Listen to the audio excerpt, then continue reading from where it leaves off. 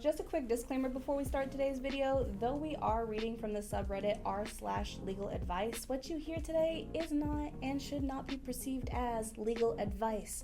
If you do need legal advice, highly recommend contacting an attorney. With that being said, let's get into it. Okay. Our first one is pretty simple. It was posted 4 days ago. Okay. And the title is, Can I Sue My Gym? Yesterday, I was doing tricep cable pull downs with 75 pounds on the stack, and the entire metal arm came down and split my head open. It was gushing blood everywhere, and I had to go to the emergency room for a CR scan. I was diagnosed with a 3-inch incision and a concussion. Is there anything I can do legally to compensate for my injuries? I currently have 6 staples in my head, and I'm missing a week of work as well as school. Any advice would help. Yeah. That's a good one. There's a few things I just think of when I heard that. For instance, like it feels like a premises case. So they have a duty and responsibility on some level to look out for the patrons and people that come there, especially with them coming there for business. Like you would think there's an extra duty to take care of those people. Right. But then there's also the question of assumption of risk. You went to a gym to work out. There's heavy equipment. You kind of expect to get hurt there. In some level, you might get hurt. But then his biggest argument then is they kind of had a duty, because they had the duty, right? Because they own the gym, he's working out there. They have a duty to make sure the equipment is working correctly. And if they had a duty to do that and it wasn't working correctly, that doesn't mean they have to fix it necessarily, but you have to at least warn somebody, hey, this machine is defective, don't use this. Right. Don't sound like they did that either. Which there had to have been signs that equipment was not working, prior to that. And I'm sure somebody told them. Yeah. And I'm sure that guy, when it got to discovery phase, he asked for records and stuff. He could get probably a list of people that have said, hey, this machine's broke, to better make a case for his claim. But I think overall, there's probably a claim there. I definitely think so. Now, would it be successful? I don't know. What gym was it? Does it say? It doesn't say. Okay. Because I would imagine if it was at like a Gold's Gym or LA Fitness, that's big pockets. But if it's like Planet Fitness, they probably won't give you as much money, but they probably give you something. Like a good, reputable gym has insurance. Yeah, absolutely. So I would contact an attorney for Please. nothing else, just for a consultation. Absolutely. Just like a base, like, would this be worth pursuing? And a lot of times that don't cost anything. They'll At talk all. to you for free. Right. Yeah. We certainly do. We do. Yeah, come see us. We do not charge for consultation. Yeah. Just speaking as somebody who goes to the gym quite frequently, that is painful. Yeah. That is scary. Very. That is something that's very scary. It's something I think about a lot. Like not only just like bad form getting injured, but what if these are heavy weights. Very heavy. 75 pounds on your is a head? lot on your head. It's crazy. Yeah. It's That crazy. is terrifying. And, staples aren't free at the emergency room. Nope. Emergency room visits. X-rays. Yeah. Yeah. No, not free. So I could absolutely understand why they're wanting to seek compensation, and I would, take it off of Reddit and go talk to an attorney. Absolutely. I think that should be his next step if he really is serious about it. I'm not against like putting certain stuff on Reddit, but when it's an actionable claim, like you said, that shouldn't be up. That should be in some lawyer's case file. You know what I mean? Right. But yeah, no, I don't blame them for going and asking, because I could understand how people would think that, oh, you're just trying to find a payout or whatever. I hate that about the personal injury space. It's like, there's nothing really wrong with them. They're not really hurt. And it's like, man, this guy can't play with his kids anymore. What do you mean? He used to play basketball every week. He can't even pick up a basketball without his back hurt. He's lucky he's able to write in this Reddit post. Some people don't have any sort of cognitive function. Yeah. Some people aren't able to fend for themselves ananymore. Exactly. That, Yeah. How much do you think it's worth? That is not my area of expertise. I have no idea. I mean, just off layman, just somebody that hears about this at a gym being hurt. How much would you want to be compensated for that? I would at the very least, just because I know like my financial situation, I would want my medical bills fully covered. Of course. I am not paying for any of that. Yeah, for sure. And a week's worth of work. Okay. Because most people don't get medical leave pay, on a dime notice. So that's true. Yeah, I think that it is fair to be compensated that. And I don't think it is asking too much for him to be like, hey, I should also just get a little sliver or something. Pain and stuff. Because I have to deal with this. Yeah. Yeah, absolutely. Yeah. But for sure, medical bills, because that can make or break a lot of people. Mm-hmm. A lot of people in our reality, in our country, are one paycheck away from living on the streets. Yeah, for sure. An ER visit? Oh, yeah. Yeah, that'll put you out. Oh, yeah. That's not easily. Yeah. Yeah. So that's what I would ask for personally. But if you want to give me a little something, I'm not saying no to a little something. I feel like in settlement negotiations, he would do really well. For the simple fact that what gym wants to be known for that? Like True. any of them. Like, where do you want this? This is going to be all over the news. Like, Right. This guy. Do you really want to go to trial? Yeah, he got a traumatic brain injury behind using your gym. They're going to come out of their pockets to take care of him. He needs to get a lawyer ASAP. Yeah. And this was only 4 days ago. Oh, yeah. I hope this person did reach out to an attorney and start that process. Moving on. All right, so this one was posted 18 days ago. It's since been deleted, so I'm assuming some legal stuff has transpired. Maybe. And it's just titled, Nanny is Suing Me. I'm a single dad. Last year, I hired a nanny to help with my 3 kids, ages 10, 13, and 15. I paid her cash and did not claim her on my taxes or report her earnings to the IRS. All terms were agreed to verbally or via text. There is no written contract. Last summer, she decided to take my 13-year-old daughter on a walk through my timber, which I'm assuming is like the woods. Yeah. During the walk, she attempted to cross a creek on a fallen tree, fell, and landed on her back. Initially, she was fine and she did not report the fall to me. Several days later, she began to experience significant subjective neurological I looked up how to say it earlier.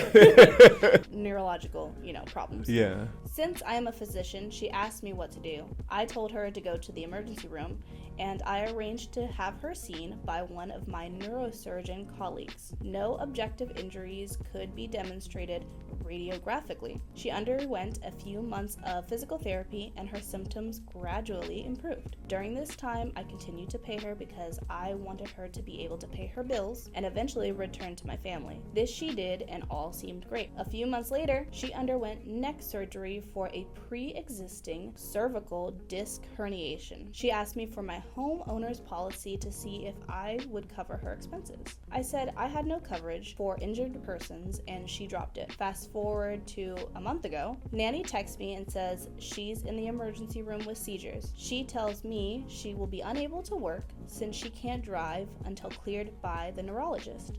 I, of course, tell her no problem and make other arrangements. Since it's only supposed to be a week or 2, I didn't pay her this time. Last week, she texts me again, stating that her health insurance was denying her claim and that it was a workers' comp issue. This morning, I received a call from an attorney notifying me that my nanny intended to file a claim against me to cover her medical expenses. He was extremely cordial and kept saying, "Don't worry, I'm sure your insurance will cover this," etc., and said, "Send me your policy and I can tell you if you have such coverage. You know these policies are tricky to read, but I am familiar with them." He told me I would receive a letter in the mail soon that would explain everything.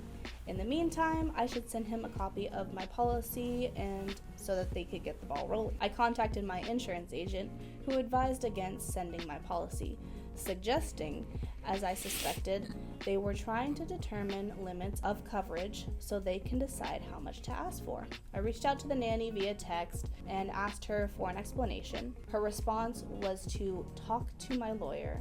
I responded that I think we can figure out a way to handle this without lawyers. She said she hopes so because she loves my family, but her parents were insisting that she handle things this way. And then he goes on to list questions about, does she have a legitimate claim? Should he file a claim? That was a big one. Yeah. That was a lot. I think the first question, and I think it was probably early on when you started reading it, was like, how would you classify her? Is she a contractor or an employee? Him saying that there's no contract, there's a quasi or at least an implied in fact contract. Right. You gave her money, she came to watch her kids. She wasn't just there to hang out. And I might not be a professional in this arena, Yeah. but with stuff like this is not a family member. This is somebody who's actively watching 3 of your kids on a regular basis. Yeah. And she's being paid for it. There needs to be a contract in place. Absolutely. For things like this. Yeah. Paper trails. Always necessary. Yeah, but for him to think like, oh, I just gave her money and she watched my kids sometimes, like, no, that's you have to figure out, is she a contractor or an employee? I think then it becomes, when you argue that they're an employee, there's more of a an understanding that he probably is on the hook for taking care of what happened, because she was doing it in the process of taking care of his kids. He asked for this, she's doing it. With the home policy though, and I don't know this for sure, like it wasn't, if he has like woods behind his house, I wonder, does he own the acreage with the woods, or does he only own the acreage with his house and the woods or another space? Because then I would be wondering, like, how does your homeowner's policy even play into this? In fact, she didn't get hurt at your home, she got hurt on like if it was a premises case, for instance, I would want the policy of the premises where it happened, but she was in the woods behind your house. It wasn't really. That could be also what the attorney is trying to figure out. Yeah, like, for sure. Like, what's even on the policy? That I would want to see the policy for sure. Overall, I think he's gonna have to pay something. He's trying to get out of this. Hopefully, his insurance will cover it. But the biggest thing is, I would think that he would want to help. You know what I mean? She got hurt helping your kid in the woods. I get it can be expensive, but he's a physician with a house with woods behind. This man got some money. Right. I'm not saying that he should be willing to open his wallet and pay whatever, but I mean, just listen to the story. Oh, I got my neurosurgeon friend just to check her out. Oh, you big baller. Yeah, you got a little money. You got connections. Yeah, is what I'm hearing. That's what I'm hearing. Right. So it's like, I get where he's coming from. You still don't want the asterisk, like a court proceedings, or like it's public record, of course, so people can see like, you know, this is how you treated her, or whatever comes out from this. I feel like the minute that attorney called and asked for that policy, he should have called and asked the insurance company to provide him with counsel or give him recommendations of somebody to reach out to. I feel like that anytime an attorney contacts you and it seems serious, not even if it doesn't seem serious, if an attorney contacts you and they're asking about your information, get your attorney to. Go put somebody on a retainer. Go get somebody, because I think it's very intimidating. And even as an attorney, like, well, budding attorney, it can be intimidating talking to other attorneys, and I'm an attorney, so I can only imagine people that have never been to court or never had to interact with judges or never had to interact with lawyers at all. I can only imagine how nerve-wracking that must feel. Like, hey, I represent Stanley and Associates. Can I get this document? I'd probably freak out. So he should get a counselor. Off guard. Yeah, you don't know what you are and are not supposed to tell them. Exactly. But I didn't know that. I didn't know you could. I knew that, you know, insurance companies had their attorneys that'll go to bat for their clients in certain situations, but I didn't know you could request one. I mean, the worst they can say is no. Right. You know what I mean? I mean, and it doesn't hurt him to ask. Free. For sure. So, yeah, I would absolutely, because it seems like he doesn't know what he's doing. Mm-hmm. She knew she didn't know what she was doing, so she got an attorney. And I think that's the best way to handle it, because they're ultimately going to be like, no, you don't have to do that. Or yeah, you do have to do that. Exactly. Moving on. And so this one's an old one. It was posted a year ago, so I'm pretty sure maybe it's over and done with. But then sometimes the legal system works slowly, so we don't know. Yeah. The title of it: 2 15-year-olds jumped my brother's fence trying to steal stuff out of his backyard. One of them got severely injured from my brother's pit bull. Any advice? My brother has 2 4-wheelers in his backyard. Around 1 a.m., he heard screams and his dog barking. He went to see, and the dog had attacked one of the boys. Tore his ankle, leg, pretty bad. To sum things up, my brother has these 2 kids on camera jumping the fence, trying to steal the 4-wheelers. His pit bull was outside in his doghouse. One of the kids saw the dog and tried to throw something at the dog when it charged at him. The kid who got bit, his mom came to my brother's house and now wants to sue. Who is at fault? This feels like a bar exam question, because this was definitely on there, because you have a duty based on what kind of the level of the person it is. So you have an invitee, licensees, trespassers. Oh, I'm missing one. Anyway, there's these levels, and based on the levels, it determines like what level of responsibility you have for each one. Trespassers, you don't owe a duty to a trespasser. Okay. You can't stop trespassers with like an electric fence or an violent dog, unless you had signs that said "Beware of dog" or something. Like, they still had to be put on notice that there's an animal there. Which is weird, because they're trespassers, but they should still be aware. Yeah, I don't think they're gonna see. They wouldn't even saw it. But I think had they had that sign and this happened, I would argue that he didn't owe a duty and there's no problem. But the fact that he had the dangerous dog and they jumped the fence, it feels like it shouldn't be on him.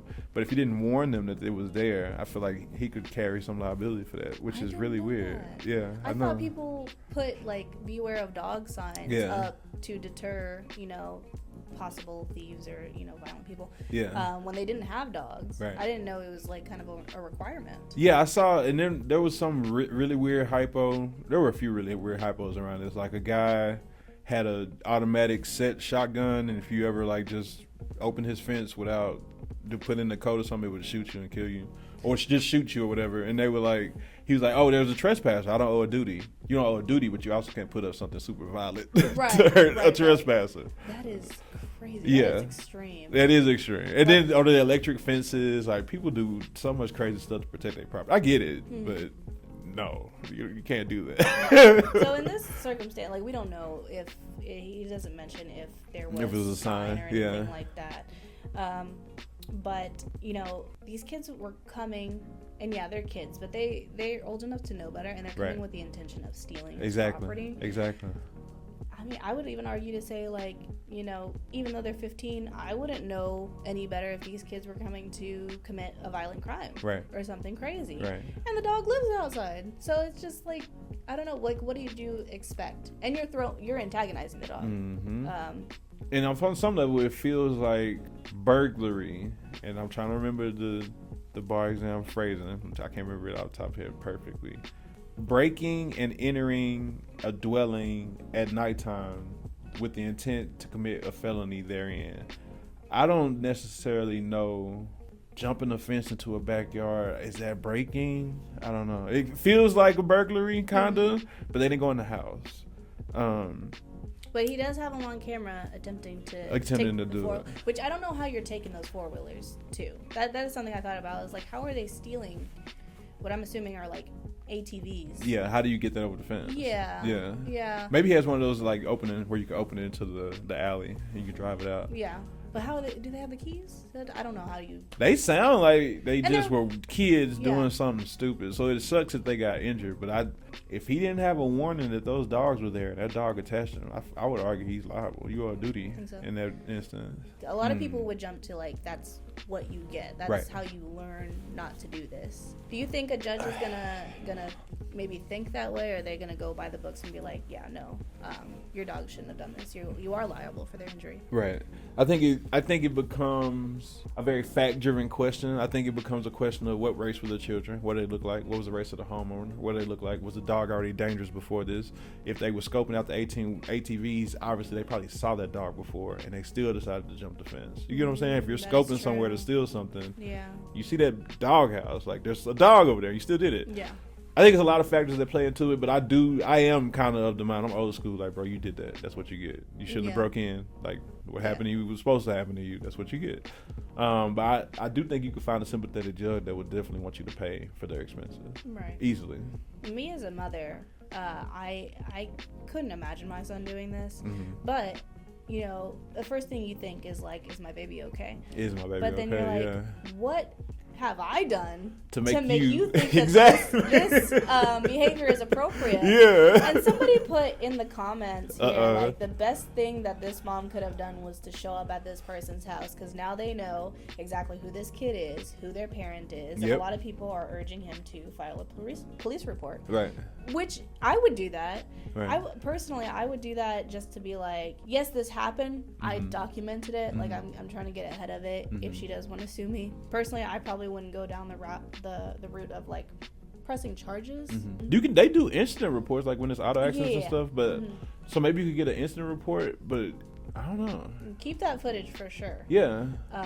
But yeah, I think this is a tricky one, because while I understand like that kid's face could have been torn off really easily. Pit bulls, while I don't believe that they are the most like dangerous animal, they can be aggressive easily, and they can hurt you easily. Yeah, for sure. But a 15-year-old should know better. You should know better. You should know better. Yeah. So it's hard for me to have a lot of sympathy to be like, yeah, I would definitely sue in that instance. Yeah. I'd probably be really pissed off at my kid. I mean, it sounds kind of weird, but he has a countersuit.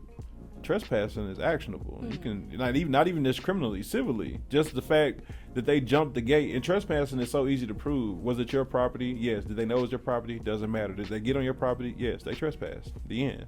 So like if they came in, if they jumped that fence and they hurt the dog, for instance, or they broke a lock or something, technically he's entitled to damages or compensation just for them doing trespassing. So by her bringing her suit, he's just going to bring a countersuit, and I feel like he still has the better argument if he had those signs. If he didn't have those signs, then he can make the argument. I just don't know if it'll be successful. That is such a tricky little loophole. Yeah, it is. Because it's such a, like, for people who are not in law, you know, people just average everyday people, like, this is a cut and dry, like, those kids deserve what they got. Yeah, for sure. But I didn't know about that, the dog sign. Yeah. Confirm it with Dustin.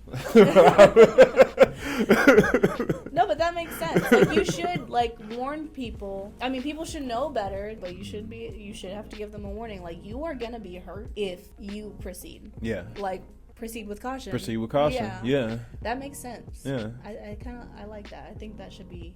Yeah, I can't imagine a situation where somebody has to come into your property without being invited, where they didn't have malicious intent. There is an exception for trespassers. Like if the trespasser is breaking in to save themselves or they did it to help someone in peril in the community, then technically they're not a trespasser. But that makes sense. If they were to break in for themselves and mess up your property in the process, they're liable for the damages. So they're still a trespasser, but they're liable for whatever damage they did to your property. But if it's a special exception, like they're helping the community, like hurricane, we all got to break in your garage, we all got to get in here to be safe. That makes sense. They wouldn't be liable for the damages. But that's kind of still scary because. Especially, we live in Texas. Texas Tornadoes. don't play. Yeah. Texas don't play about their residents. Oh yeah. And so if you're me personally, I've always had I live in an apartment. I'm going downstairs into your apartment to make sure I'm safe on the ground floor. Absolutely. But if I do that and somebody's home who was not expecting visitors, you know, one thing could lead to another, and I can get hurt. That's the reality of they like, will be liable Texas. because you have that exception. You have that. It's kind of like a right almost as a trespasser. You have the right to do that. I mean, we even see it with people who aren't trespassing. They just happen to be at the wrong home and they lose their lives.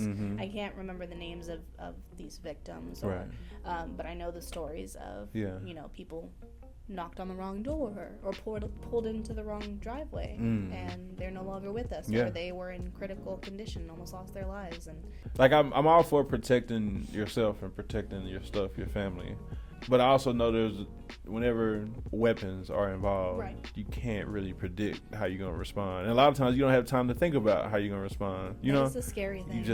You're just acting, and you find out later that that was a kid, or they were at the wrong house, or it's just, I don't know. And I think that is a word of caution too for people with aggressive breed dogs. Absolutely. I don't want to say aggressive breed, but that your pit bulls, your German shepherds, your Dobermans, because if I was a single woman living alone, I would want a big dog to protect me, but then come to find out that if that dog does actually hurt somebody, even in the line of duty, then I may be responsible for it. Yeah.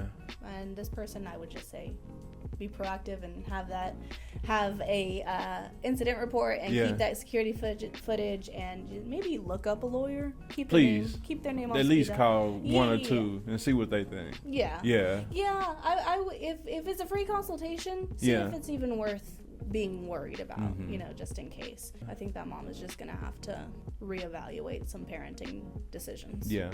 Oh, and by the way, we do dog bite cases. And we do. We did a cat bite case once. We did a cat bite case? A cat bite case. Yeah. I don't remember too many of the details. Jacob's the one who has the story, but I was just like, that's insane. Yeah. That is really crazy. Thank you for talking to me and getting through some Reddit stories. We will have to do this again because Reddit is a fun, interesting place. Yeah. Well, thank you for having me. I'm always open. I enjoy our talks. It's fun. Me too. Yeah. You guys, don't forget to like and subscribe and just stick around for our next Reddit video or whatever video we do next. Absolutely.